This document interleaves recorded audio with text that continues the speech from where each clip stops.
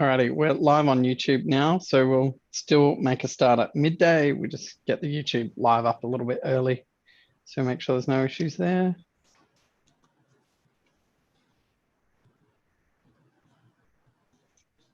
Okay, it should be in the page now. Okay, I'll check it. Getting it live there.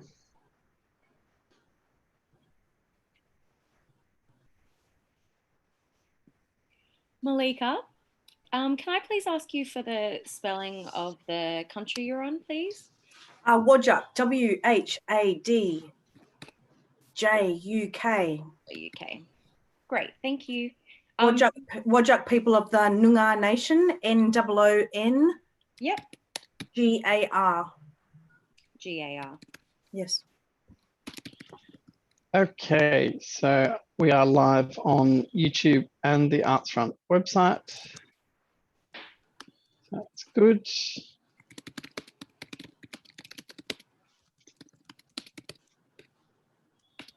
Excellent. Alrighty, so we're up and running. So we'll now just all stand here quietly until midday. And at that point, I'm going to mute myself.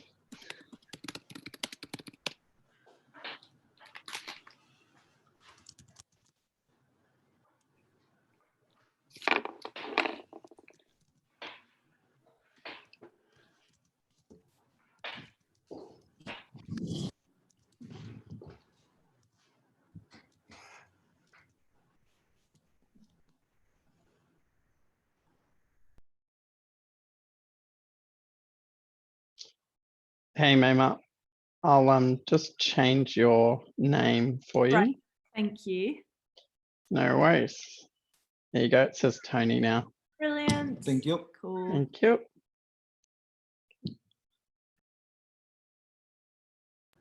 And Mayma, are you staying there with Tony for the lunch, or are you heading off to do other stuff? I'll hang around so I can listen in and be of assistance, but I won't be in the frame. I'll just move out.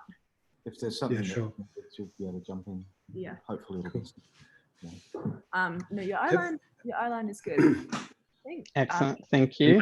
Are you able to see the chat window where you are if we want to send through a message that way? I can see it. Yeah. So if I sort of sit. See it, then you can Like audio describe here? it to me. Yeah. Then I'll just be able to open up the chat window and yeah. Read it to you. Okay, great. That works.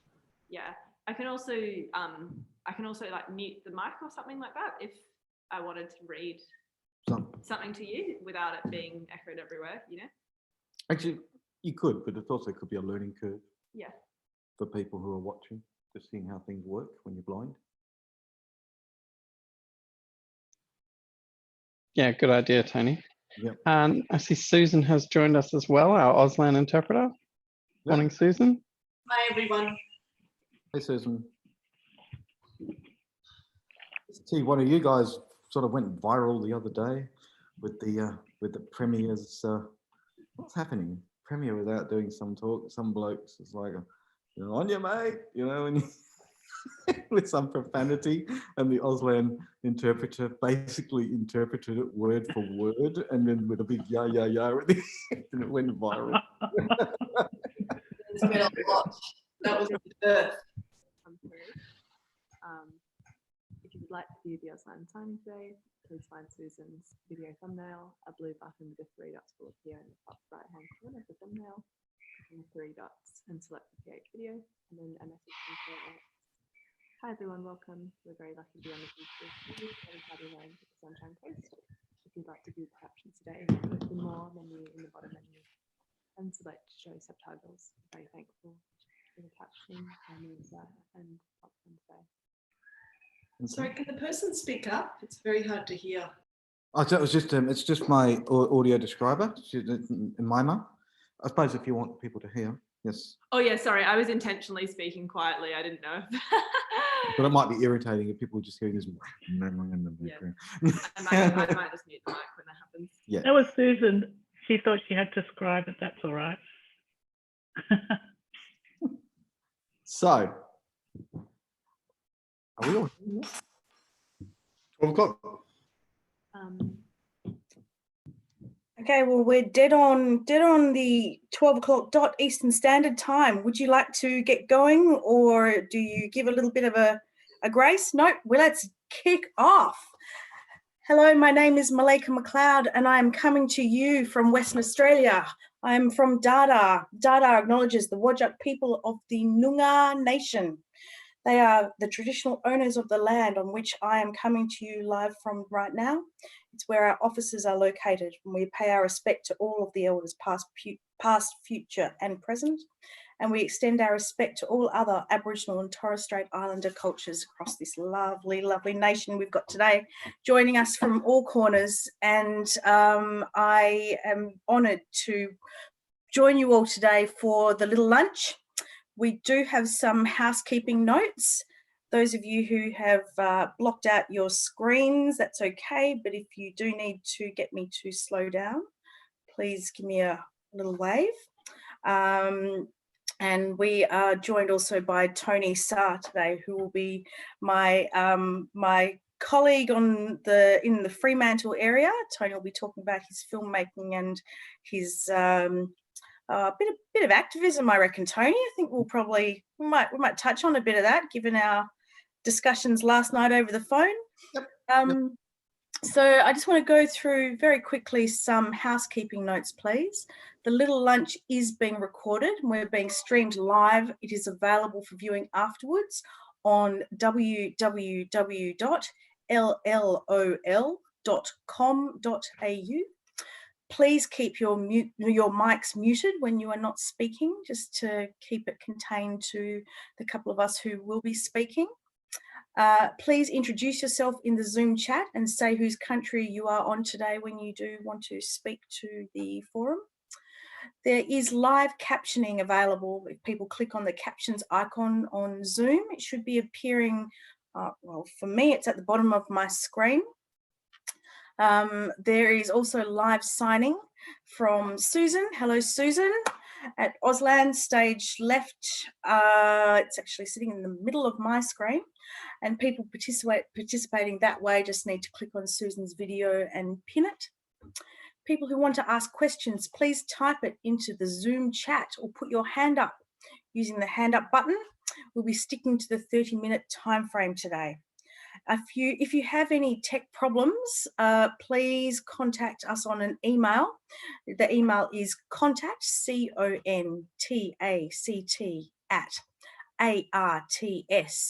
ARTSFRONT.com.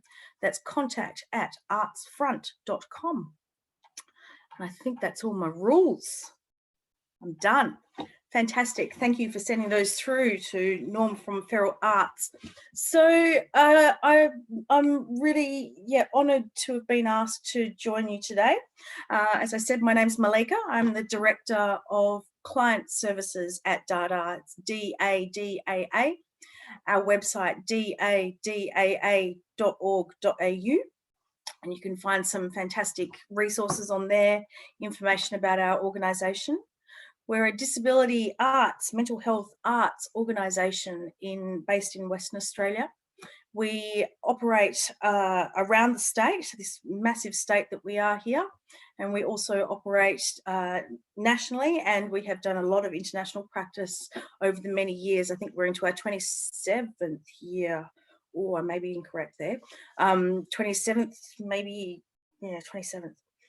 So we are also finding ourselves in the 700th day of April. I don't know particularly what day it is, other than it is my husband's birthday, so I will remember that. However, we are facing a pandemic. We are facing something unprecedented in our times, something we have talked about, something we thought we might know what to do around, and it has come at us in a very quick way, and it's been very exciting to see a lot of art services not only jump on the front foot and say, hey, we've been doing stuff that meets the needs of people in lockdown for a really long time. We've been working in a digital space for a long time. We're good at talking to each other from across the country in our corners. We are good at connecting to others. but it's also been a situation that has shut a whole lot of us down, and it has impacted on the livelihoods, on the ability to put out great work that may have been just about to tour, to be released, to be exhibited. It has shut down so many incredible artists' work from being seen by the wider audience of the world. But this is an awesome opportunity for us to do it better, to get on board with new technology, and to really include people who've never been included before. What it has done, however, has highlighted what we've talked about it for years: the digital divide. It's highlighted the people who have been left behind. But it's I'm a wheelchair user. I'm not sitting on a conveyor belt here. I'm a wheelchair user. I have been since I was a child. I'm really used to turning up to places and not getting in. I am really used to turning up to places where the access was not right. My colleague today, Tony will be able to enlighten you on the things that he has faced throughout his life, both as an artist and as an individual, just getting through in his world, and the things that we've had to come up with to ensure that we are included. What we know from this pandemic and from the artists out there who do experience disability and mental health conditions is that we are going to have a much more concrete part of this conversation as we move forwards. One, because we've been dealing with this stuff for a really long time. Two, because a lot of us are already using technology, and there are some incredible leaders out there who have a lot to let the sector know, the industry know, and should be taking a front stage position as we move forwards, not being asked to generously donate their time for free, but to be coming into this forum as consultants, as experts in their field, and as people with a lot to share. Tony, I would love to bring you in now, if we can unmute you. Right. And hear a bit about how you are operating in this pandemic time. Hear a bit about the work that you're doing. And at the end, I would like to talk a bit about what Dada has been able to do as an art service. Tony, welcome. Thank you very much. Just for the record, if you hear a little voice to my right, that's Almaima Awada. She's my support worker, friend, and audio describer for today. And so if any questions that are happening, she'll just whisper them in my ear. So if you hear it, just that's what's going on. At the moment, during this particular situation, I'm actually stepping into an element that I'm quite enjoying, because I started out in film, and when I was younger, in my 20s, or late 30s, actually, early 30s, I should say. And back then I had a little bit of vision and was relatively mobile. Then I lost a lot of vision and I went inside. I hid away from the world. I went into lockdown, as you might say, but I did it for about 15 years. And it's only recently, since actually gaining a guide dog, that I stepped back into the world out there. So it was really, really strange, because this thing comes along and everybody else is freaking out because they're stuck inside. Me, it was perfectly normal. I'm just like, the time is just going, but what I'm learning from both colleagues and other disability is actually using these technologies. What we're doing right now, this Zoom, this isn't something I did before. This is something I'm learning from the people around me, and I'm learning just how great it is for someone who actually does like a little bit of isolation and being blind, and he's got technologies, voiceover technologies. It's opening my world up. It's not stopping me from doing my projects. This thing, it has its external hindrances that, how the rest of the world is dealing with the situation can impact on what I want to do. But as long as the people that I'm working with, such as Almaima or my co-directors, this ability to connect and use technology is just building for me. And I can see this becoming my normal existence, where I'm working in an online situation, because I have a guide dog, yes, but the world is still time consuming. When you're blind, it can either be expensive if you want to catch taxis, or it can be time consuming when you're taking your dog and you've got to make you've got to make conditions, you've got to make way, you've got to carry stuff, you've got to take this, that, and the other. You've got to always be aware of what you're doing when you're taking your dog. Not that I'd ever, not have him, but it's the world is not necessarily set up for it. When I'm in this situation at the moment, I'm actually having a really, really good time, and I'm learning a lot. So, for instance, I'm currently doing a proof of concept film. It's a 4-minute film, which will be it's proof of concept for a much larger film called The Roadhouse Blues. Now, this thing came right in the middle of editing, and that could be a potential disaster. But instead of it being a disaster, I'm learning how to deal with it. My co-director, who is also my editor, has discovered software that is a plugin for his Pro Tools, which is what we're editing the soundtrack on. And he's sets that up. I link him online, and it means that I'm listening into everything that he is using on his computer in the same quality of sound. It's not exporting sound, it's a direct streaming like we're doing now. But with And Tony, are you finding as you're going through this process that you're able to suggest improvements to the tech that other people are using that will ensure that it becomes more inclusive for you as a filmmaker, but for others who may be just slowly getting on board? Or is the stuff that you're using way in front of where a beginner might be? I wouldn't say that I'm way in front. I think I'm actually catching up, and I'm utilizing what other disabled people have been using. Because they're ahead of me. In that, when I went insular, and now I'm coming out, and in fact, it was a blind person.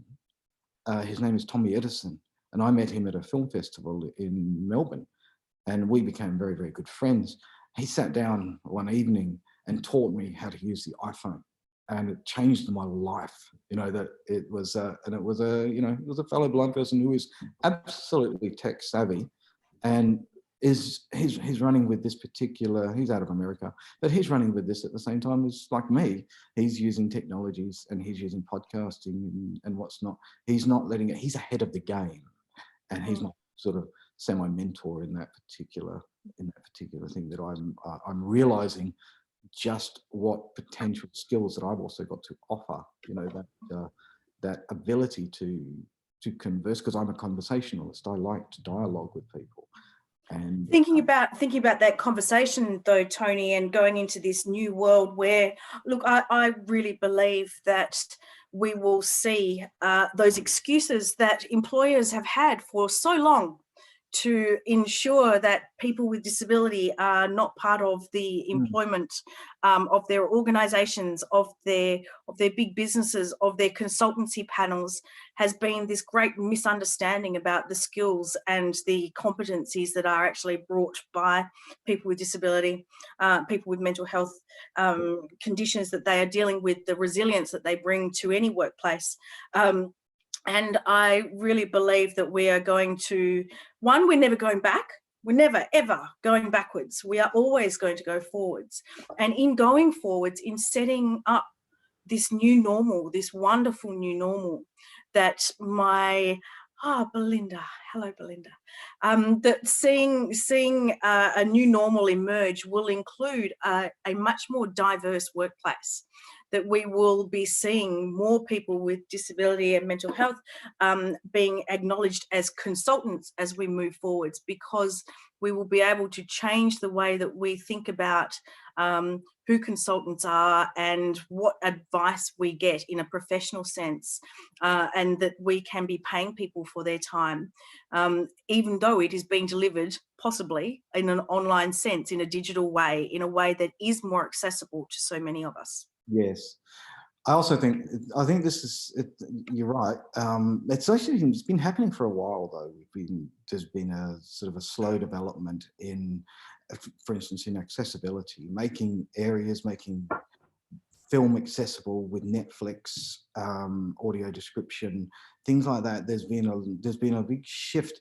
What's happening more now though, and it needs to be, and I think this particular situation is giving us a bit of a push in the correct direction, is giving leadership positions to people with disability. I mean, why is it? I'm pushing, for instance, one of my particular pushes is audio description should be consultant or even leadership from a blind person, because they are the ones who are listening to this particular product. It should be they who are saying, okay, let's break this down. What are we actually seeing in full detail? Okay, I don't need to hear that. I don't need to hear just that, and not a sighted person just saying what a blind person should be listening to.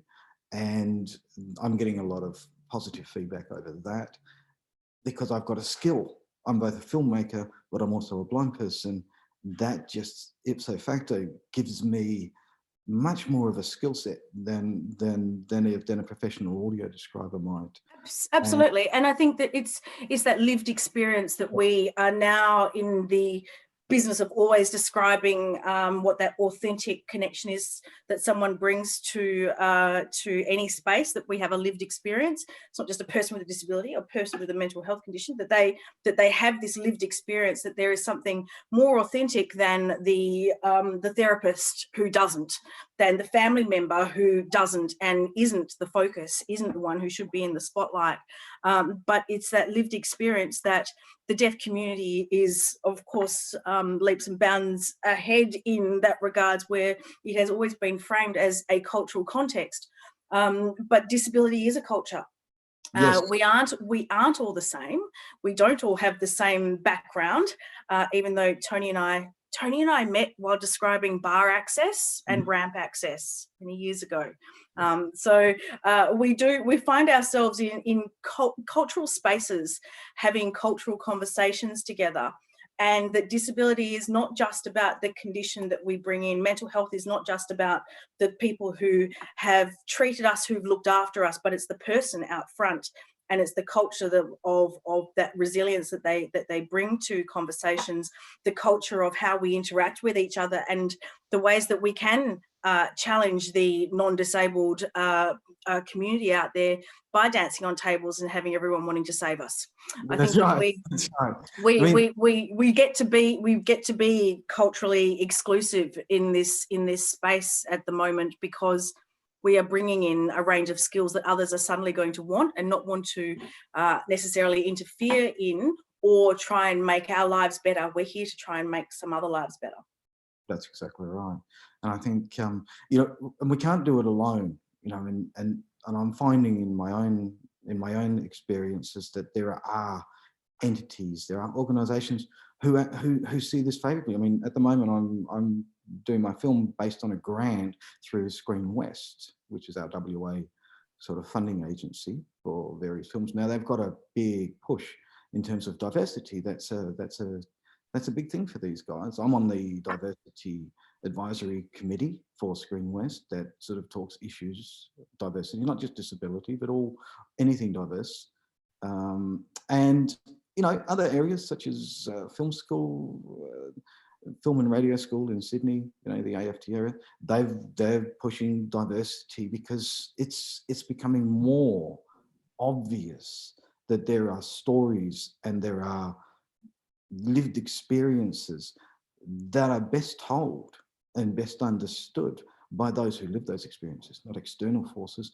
And they're giving opportunities that we need to sort of understand that they're there. And people are wanting to listen. They are wanting to change the way we perceive ourselves, whether it's for me as being a filmmaker and someone wants to hear my voice and what I've got to say, but also other people, just normal working conditions. People people do their jobs. They've got normal, everyday jobs that are just as capable, if not better, from someone who, you know, we've seen it before with with those guys on the spectrum, on the autistic spectrum, just the impact they can have on corporate lives when people understand what they've got to offer.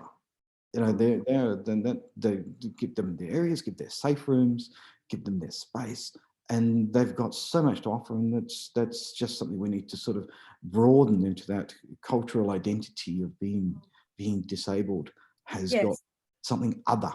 Yes, and I think that it shows, you know, we're in this beautiful time right now to emerge from it triumphant and say, we're not going to leave you behind again. We're not going to move on without you. We're not going to think of this very diverse and culturally significant population of people with a lived experience of disability and mental health as being other. We're not going to move on and have. We're going to have special plans that may legislate across different states how we do that inclusion. But we're not going to leave you behind, and we are going to ensure that you are part of our thinking as we go into spaces that may be about, you know, what we've always thought of as mainstream festivals. Mainstream, it should be where we are placed. As an artist, Tony, how do you think your future of filmmaking and perhaps you might want to just mention, we've got 10 minutes to go, and I haven't seen any hands come up for questions, so we're good. But maybe if you wanted to talk briefly about what's the festival, and where, as a professional artist, and maybe the funding ingenuity that you may have dug deep around to ensure things continue even as we go into a new world, a changed world, and maybe where the timelines are at for what you are planning to put on. Okay. Yeah, funding is an issue in and of itself, being in this particular time. But the other film festival is something that has been around for a while, but it's out of Melbourne, which I've been going to it pretty much every festival for the last over 10, 15 years since its inception. And I learned an awful lot because I was involved. I was panel discussions and audio description, developing the access consultant, writing reports on how I felt, what was missing, what was good. So I learned a lot about this particular festival, and then it came over here, at least a sub branch of it, and I was asked to run it, both because of the experience that I'd had in my own filmmaking, but also in the time I'd spent at this particular festival, and also because of the fact that I am blind, and I can, you know, I'm let's be honest, I'm something that's an oxymoron, you know, blind filmmaker, but it's putting someone out there who is so other to run a film festival, or to be the artistic director for a film festival at least. It's making a statement, and for me, that's I want to continue that statement. I want the festival to be looking at this thing called agency. You know, who's got control over the perceptions of disability, and I want to see a lot more people standing out there and being showcased for their work, whether it's as an individual or whether it's in collaboration. And I think that is my aim, is to show, and that'll come through with the various panel discussions we want to talk about as well. You know, sure. And so your role as a professional artist, Tony, do you see that you've got an input there as someone who will be sought after in the new world, in the things that you've got to add to other festivals? As a professional, yes, but not necessarily as a filmmaker. I actually want to make an impact in the world of audio description. I want to be able to take those experiences and open up these areas. They're just not there yet. You don't get, like what the deaf community have got the Auslan. which is just everywhere now. And we need to get the same thing happening. And I'm probably, as far as I'm concerned, I'm one of the better people to actually approach that. And my little slice of the world is to try to improve and open up audio description and make it and normalize it. That's the thing I want to have it as a normal everyday part of society, whether it's television or whether it's on the films, short films, long form. To me, they're all the same. They all need to be accessible to a blind audience, and they're not. They're just a very, very specific number of people get to it, and certainly much less here in Australia. Thank you, Tony. Can I just ask, is there someone who's, the chat seems to be going at a bit of a pace down there. Is there anyone who's been checking on that, or do I need to? You want to filter? Yeah. Was there anyone who wanted to ask a question or recopy a question up there that maybe Tony can answer? I do have a question. My name is Christy. Great. That's all right. Thank you. Hello, my name is Christy. I'm a white woman with light brown hair, and I have a tall bookcase behind me with lots of coloured books. Thank you. That's what I'm talking about. Okay, cool. Well, the question is actually to do with audio description. So at first, when I was listening to audio descriptions, I thought, oh, they're so bland, like they're not communicating the energy. And then I read research that said actually we don't want the emotion and all that put in.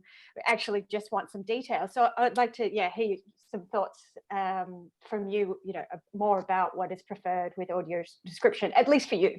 Great question. I'm a lover of interpretation. I love audio description to be a part of the film, and so that a blind person is involved. I want the right actor, and I want there to be terminology that's describing things and giving it depth, giving it meaning. Very much like if you'd had a very bland narration on a documentary, you'd switch off.